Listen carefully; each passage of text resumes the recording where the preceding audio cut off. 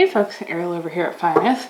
Today I am going through what seeds I need to order for next year. I tend to do one of these videos about every year. I have already purchased a few from MI Gardener, and these were some things I wanted to try, and I haven't got them organized yet into my seed suitcase, which I'm going to do now. You guys have probably seen this before. It's made for storing photos. Very handy for organizing seeds as well. Now I probably don't need too much of new seeds for the year because a lot of things I plant small amounts because I plant so many different colors of carrots, varieties of lettuce, things like that, that it takes me a long time to use up all the seeds in a packet. This generally lives, this whole seed suitcase, in the freezer or in our pantry where on the floor where it stays pretty close to frozen, and I get excellent germination usually for 5, 6, 7 years out of the same packet of seeds. Anyway, so I'm going to go through here and see what I might need for next year, as well as organizing some of my goodies I did get into the categories to go in. So my first little box here is labeled beans. Our green beans did really well this year. Oh, I don't know if I ever did a video where I said how much produce the garden produced this year after we got everything harvested. It's now winter, it's cold outside. You can probably see the wood stove going. And apologies for all the laundry drying around me. It's cold and almost dark outside, and so that's where the laundry's at, and that's real life around here. Anyway, the end, I think our total was 758 pounds, I believe, for the year of produce out of the garden. That is less than the total last year, which was just a couple pounds shy of 1,000.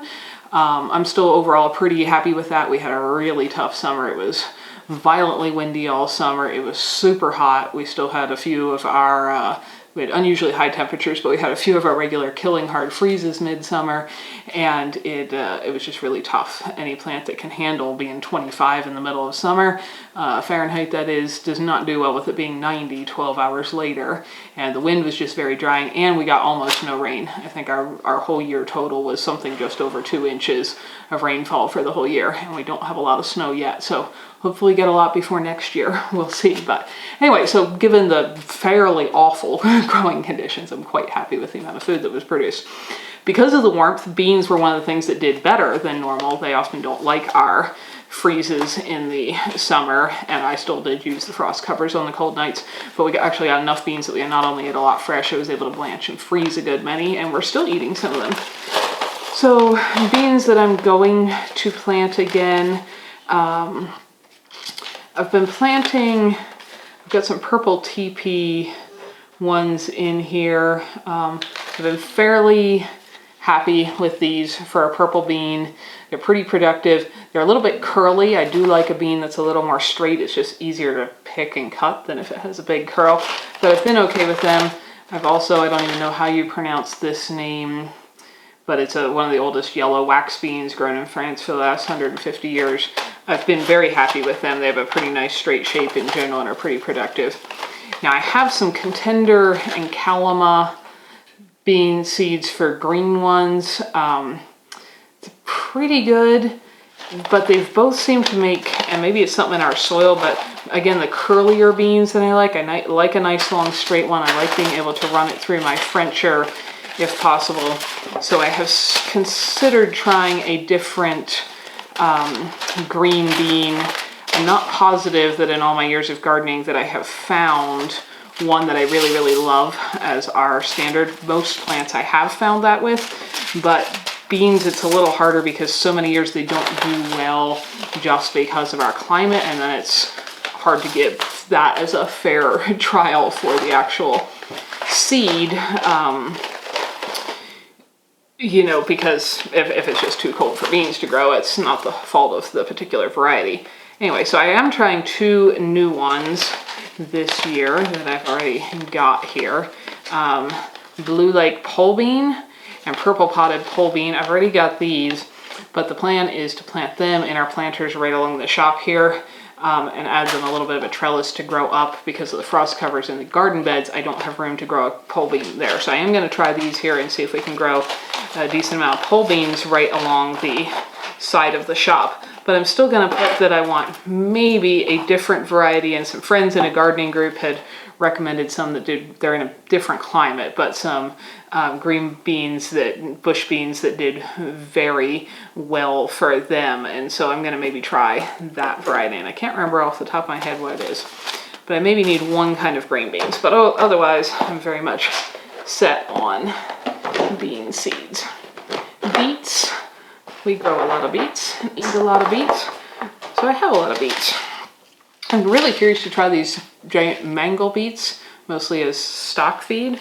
I have never planted them in the garden beds because they are, I don't know if you can see that picture. If you ever look up pictures of mango beets, they can get like massively long. And I know our 8 inches of soil in the beds there is not nearly deep enough. I could probably put them in the planters out front here. They're much, much deeper, but they stay warmer, and beets kind of like the cool temperature, so it's a little bit of a waste of my warmer space. But we've got plastic down in a few places killing quackgrass, which takes like 1.5 years, that I'm hoping that shortly I can plant some of those. But otherwise, for us to eat every year, I call these candy cane beets. They're called Vecino or Choiga, I'm not sure how that's pronounced, beets. They do very well every year. They're the pink and white striped. That is one of my favorite beets. I always do a couple kinds of red beets, but my other favorite is this little box of mine is almost coming apart. I've got 2 boxes of beets. The golden beets are probably my very favorite. They're a richer, earthier flavor. They don't stain everything. Neither do the candy cane ones. Brilliant red when you cut them, which is one of my favorite things about them when I'm in a hurry. Other than that, I've got a pretty good variety. I've got Early Wonders, Crosby Egyptians, Lutz Winter Keepers, Detroit Dark Red, Bull's Blood, Salandra, and the big mango beets. I'm pretty sure what I planted this year, if I look back at my garden chart, is the Salandra. They did really well. They're more of instead of a very round beet, they're more of a cylinder shape, as you might guess from their name. Anyway, they did really good, but I definitely have plenty of red beet varieties to plant. So I do not need to, well, of all the colors of beet varieties, I do not need to order any new beet seeds. So, good on beets. These are approximately in order. Cabbage, etc. I actually have had a lot of these seeds for quite a while because I tried starting my own cabbages and cauliflowers indoors in the tiny house before. And even with all the windows, with the modern low-E coatings on the windows, they wouldn't grow, and I didn't have a setup to run power all the time to run a grow light. So anyway, I still have a good many different kinds of cabbage and cauliflower and stuff seeds here, but I'm probably not going to be planting them from my own seeds this year either, because we also have the same problem of lack of good light, and I just don't really want to grow starts under a grow light if I can help it. I want them to be in a good greenhouse, which we will have at some point. So I don't need any cabbage plants. Chard and kohlrabi, etc. These are more leafy greens. Leafy greens generally do well here and are generally cool. I've got Vulcan Swiss chard, which is a pretty red one. I've got some green and purple kohlrabis. I've got plenty of them because we only eat a handful of them every year, and somehow I seem to have gotten multiple free seed packets of them sent to me, so I have probably enough of them for years and years. I've got a 5-color silver beet chard. Chard and beets, of course, are the same family. One is grown for the leaves, one for the roots. Again, I seem to have multiple packets of that I got for free. So I am nowhere close to needing any of those things. Hoping to find a spot maybe outside of our garden in somewhere we've got the quackgrass killed to plant a little bit more of that just for feeding to chickens and such. But you can only eat so many leafy greens between a couple of people because they are not something that stores really well. Now carrots, I haven't ordered new carrots in a long, long time because it took me so long to go through all of my varieties that I had because I had so many different ones. But last year I finally finished off when I planted quite a few of my carrot varieties, and I am down to only 4 packs, which is crazy because if you've watched other videos like this other years, I probably had 20 packs in here. St. Valerie's, they're a pretty good orange one. That packet's getting low. I'll probably finish them this year, but I have at least one orange variety. These really dark black ones almost taste like a purple apple versus a carrot when you eat them. They're good, but they're not my favorite, and they will stain everything purple. They're very nutrient dense, but they'll stain everything purple like a red beet will almost. So I'll probably plant a handful of them, but they're not my favorite. I have some cosmic purple seeds. Those are purple on the outside, orange on the inside. That is one of our consistent favorites. I probably have enough of them for this year, but I may close to empty that pack. And then they're not technically a carrot, but I do have some parsnips in here. They have never done well for me. They like cool temperatures, but they're very slow growing, and I think they need a much longer season than we have. The ground freezes and stays frozen for too long. I know parsnips can stay out over the winter, but I've left them out, and by the spring they're just woody and going to seed. So I'm probably going to keep using that packet up, just planting them more in flower beds, letting them flower, and the bees love that. So I definitely need some carrot seeds for the first time in a while. I have cosmic purples, but I want Uzbek goldens. I know that's my favorite yellow carrot, and some more orange ones. Danvers half long does really well for making a really nice fat juicy carrot that doesn't get too crazy long, so it fits in our raised bed. So those are two I want to get for sure. So I'm going to put that on my list.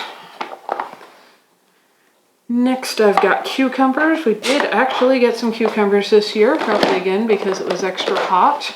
And I'm, for some reason, planted all the cucumbers out in the main garden and none here along the shop wall where it was warmer. And I still got some, so I am probably going to plant a lot more of them in these planters next year and see if we can get more consistent cucumber production. I love pickles. I love cucumber salad. That's something I would use a lot of if I can get them. I've got some miniature whites. They're okay. They're not my favorite. They're just less productive because they're such a mini one. Straight 8s are a good one. Monicas are a good one. I've got plenty of them. And then also in my cucumber bucket here, I have, guess I should have laid it cucumbers and zucchinis and stuff because I have various kinds of summer squashes, white bush marrows, decias, even a couple watermelons. We did actually grow a watermelon that Clay and I both ate one bite out of in the planters out here. It got all of like this big. So when we cut it in half, we got one bite each out of it. But it was really good. I'm not sure it was worth the space taken up by planting the vine, though. We're really, even a hot summer here, we're just too cold for even the most cold tolerant, fastest growing watermelons. But that was a fun little experiment. But I'll probably stick with planting cucumbers and some zucchinis. I had used a lot of my various zucchini summer squash seeds up this year out here in the planters, and some of them did better than others, but I did get some more Black Beauty zucchini seeds already. I probably want a yellow summer squash, like a crookneck or something like that, because I seem to be out of those seeds, and we did eat a lot of summer squash this year. And then I did get 2 cucumbers, Space Master and just homemade pickles cucumber. These are both more of a vining one, and again my idea is to see if I can get them to run up a little bit of a trellis climbing thing right out here where it stays warmer, where I don't have room to do the height thing in the garden beds because of the frost covers. So I think I'm good on cucumber seeds. Gonna get some yellow squash ones. This box is labeled random veggies, so we'll probably actually do that last because that's everything else that didn't have their own category. And herbs as well, so let's skip that. Kale, this is like the other leafy greens. They do well here, and I should plant more just for the chickens, but I have blue curled scotch. That's one of my favorites. That's a green one. I've got a scarlet kale, which is really purple. Red ursa, which is like pink striped in the middle. Nero something, that's a broader leaf one. I just don't like that one as much personally. A dwarf Siberian, some more blue curled scotch. So I definitely have enough kale seeds because they make a lot of seeds really easily, and again, where leafy greens just don't, you know, can and dehydrate and store that well. There's only so much of them you can eat. I can tell you without even opening this one that says lettuce that I do not need lettuce seeds. There are so many pretty varieties of lettuce, and I only can, you know, plant a handful of seeds, and they tend to make a lot of seeds, so most seed packets have a lot of lettuce seeds in because they're teeny weeny. So I have gobs of lettuce seeds here to pick from. Usually plant at least 8 varieties every year. But there's a butter crunch. The butter crunch family tends to be one of my favorites. Garnet rose, that's a really pretty deep red leaf, but it doesn't always grow super well. I usually only get a handful of them. There's a Lola rose, that's kind of a red blushed one. That's really pretty. I've got a couple different kinds of endive. Butter king, I remember very much liking that one. There's another butterhead that has some kind of German sounding name that I don't know how to pronounce.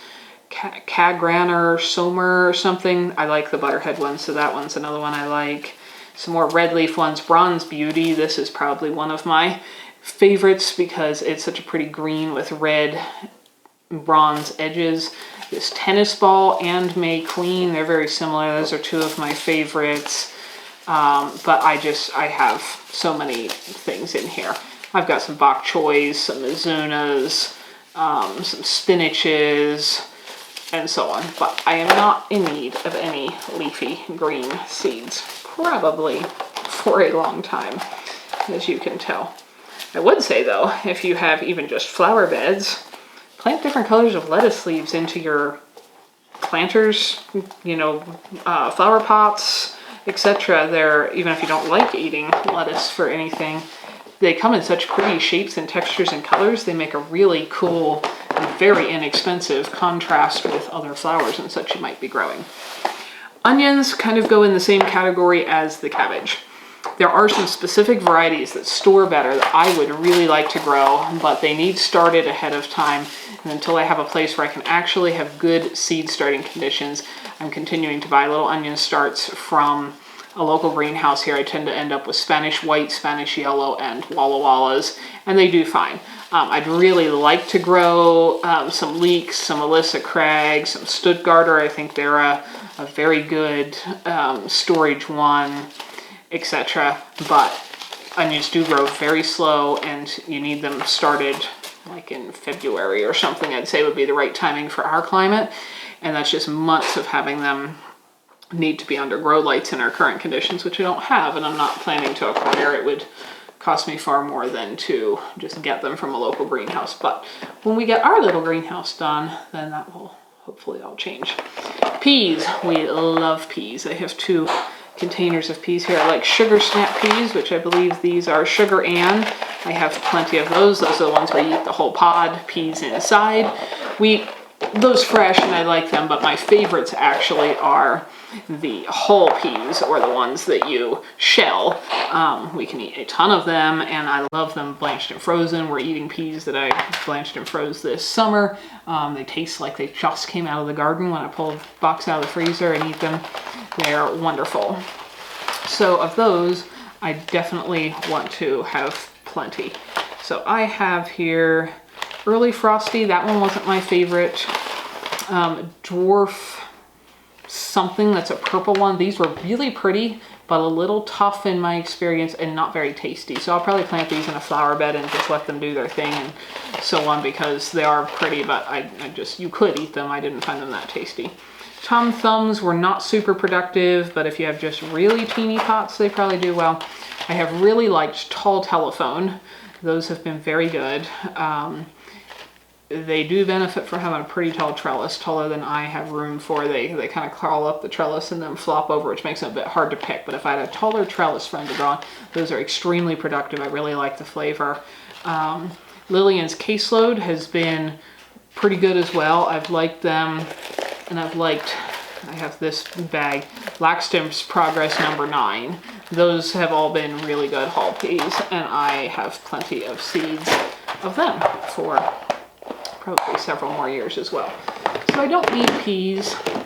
Radishes and turnips. This is another box that took me a long time to get emptied down, because you only can eat so many radishes in a year. The only one I have left in here is some watermelon radishes. So I had already purchased some China Rose radishes and some white daikons. Those, we'll see.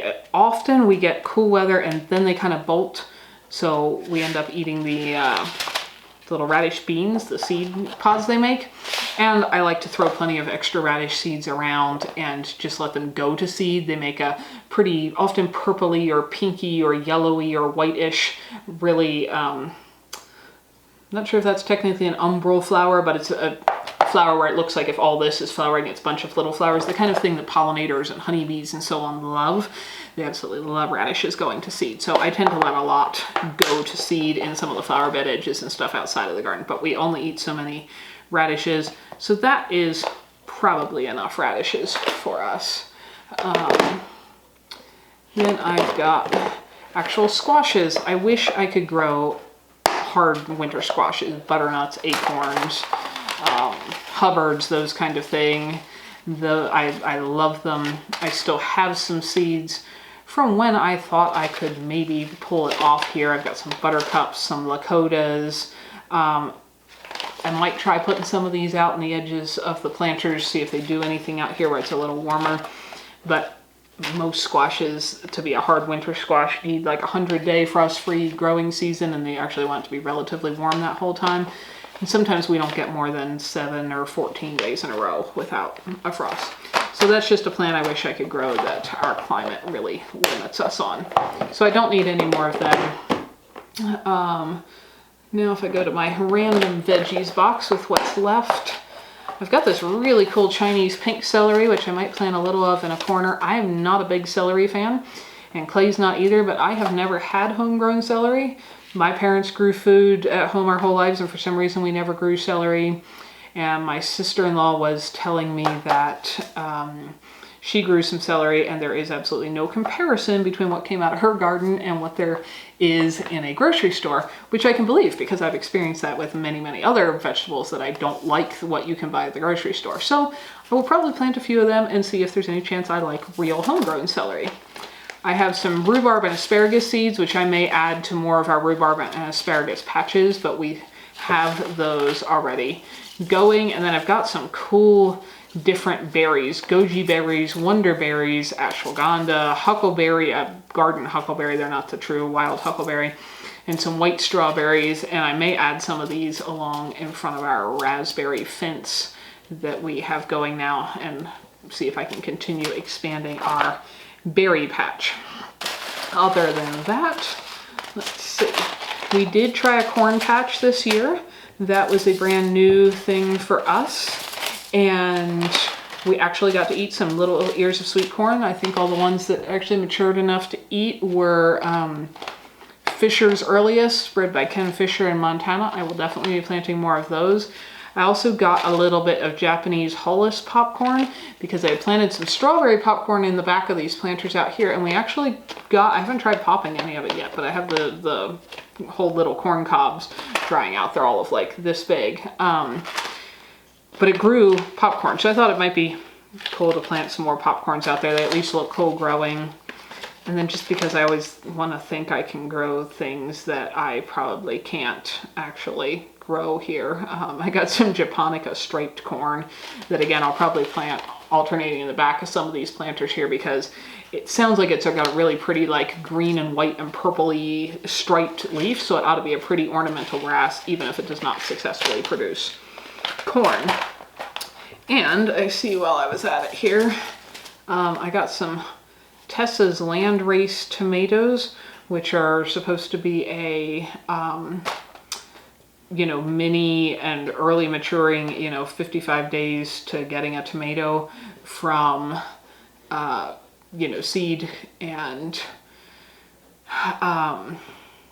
they're cherry tomato, that's the word I'm trying to think of. And we had some blueberries cherry tomatoes out here last year in the planters that actually produced cherry tomatoes that we ate. And I'm definitely going to plant them again because they did well. They kind of a bluish blush over the green and then red tomatoes. And the other one that did really well out here was an Isis candy cherry.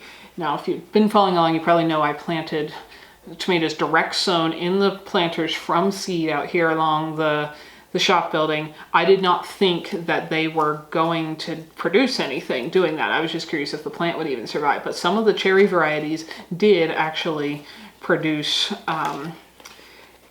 actual food for us. So that's pretty cool. So I will probably plant cherry tomatoes of several varieties there again. Some of the other fastest growing tomatoes that I had,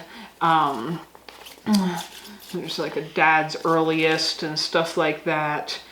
They just never, some started to form a green tomato, and even with our unusually hot summer and in the extra hot location along the building, they still didn't produce. So I think these are probably a waste of time to plant in our area until either I have a greenhouse, or I should probably find a friend who does and just give them these seed packets that I've collected. Some of these I didn't even buy. They were, you know, free seed varieties sent to me with other seed orders and stuff, and they're just not things that I can actually grow here.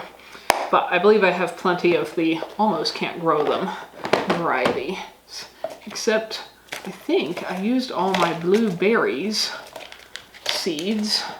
Not sure how a few of my things got disorganized here, because I have some coral carrots seeds over here, and oh, probably because I lent those to my brother to plant some in his garden. That's how they got out there, and then when he gave them back to me, I never put them back where they belong. So I need even less, more carrots. Then I missed this one. I also am going to try this golden sweet pea. Kind of bright yellow, look like it might be pretty. And so that'll be fun to try. There are so many beautiful vegetable varieties. I think I saw somebody else that said, well, I just did my seed planting for the year. I'm going to need 10 acres and a full-time staff of like 12 people. That's very easy to have happen because there's so many things that look fun to plant. Herbs. A lot of our herbs are perennials, so they come back every year. And some reseed themselves even if they're not. I have a good bit of most of these herbs because you can only plant so many of them, but I want to plant some more of these this year. I don't think I have any herbs I really need, but right now I have chamomile, several kinds of echinacea, a purple, a yellow, a cream. I've got oregano, feverfew. Basil, sadly, I wish did better in this area because it's one of my very favorite herbs for cooking with, and it's just one of those things that does not like cold.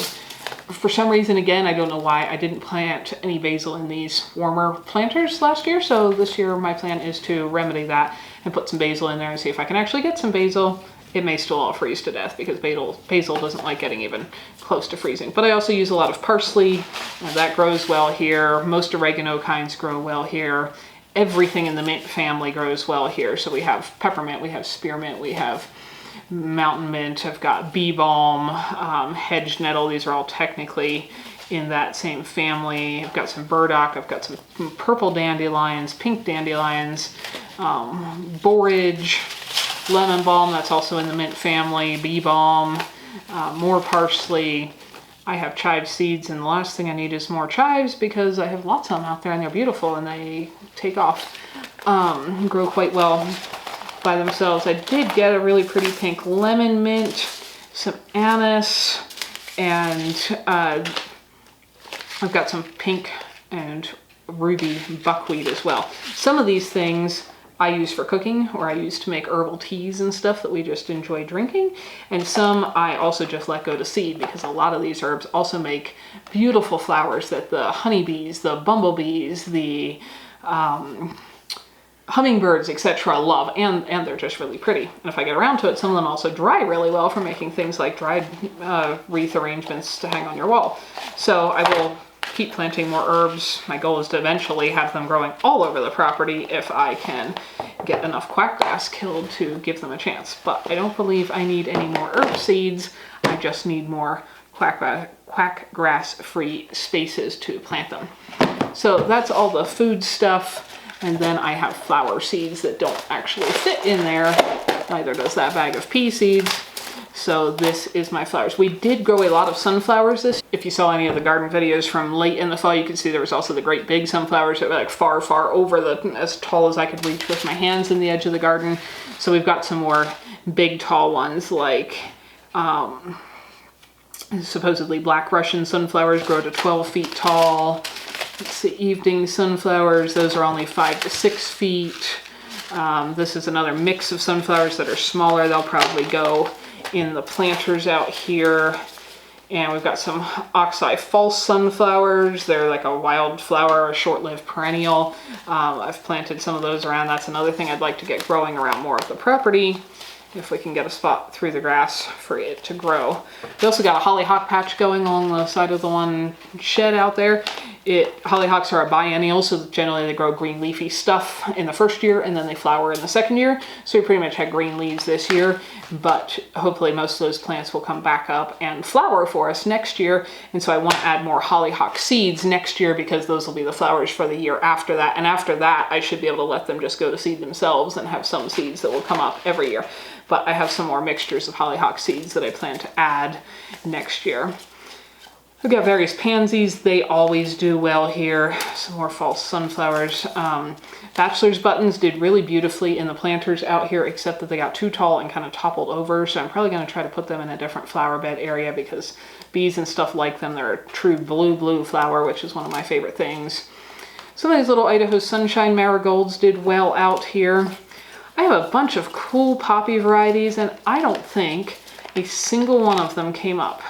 I'm not sure why. I have multiple seed packets of multiple varieties and planted them out here in the planters, and I don't know if they didn't like something about the location or what, but I don't think I got a single poppy going out there of like the Icelandic style poppies. I did get some of the California style poppies going in the one flower bed down beside the garden, and I let them all go to seed. So hopefully there'll be some of those back next year.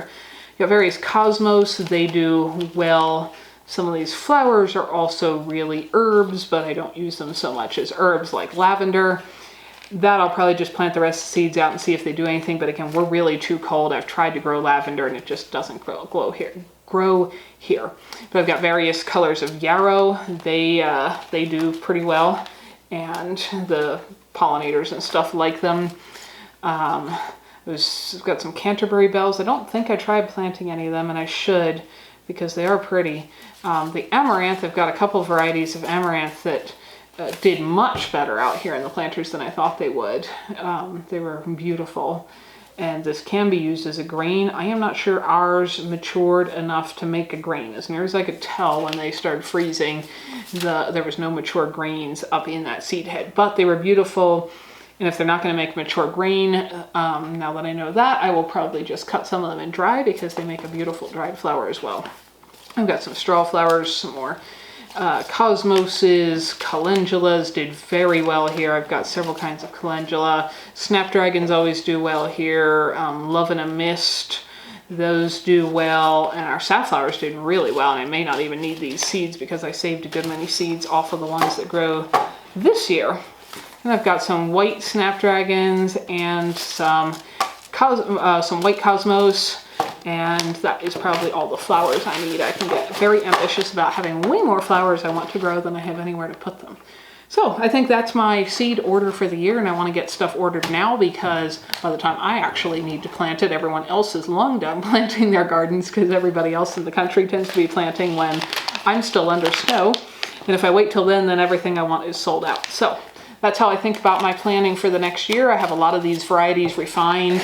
If you go back and watch the older videos of doing this, down to what I like, that we enjoy the taste of, the texture of, that does well in our climate, and so on. And so that's my seed planning for the year. If you are doing the same thing, this is a great time of year to do it. And your choices will probably all be different than mine because you probably have a different climate and different things you like eating, different colors, different textures, different flavors, etc. But this is a great time to do your planning for that. Hopefully you guys all have a wonderful day. Thank you everyone for watching. It means a lot, and I hope you learned something along the way. If you know somebody else who would enjoy this as well, share it with them.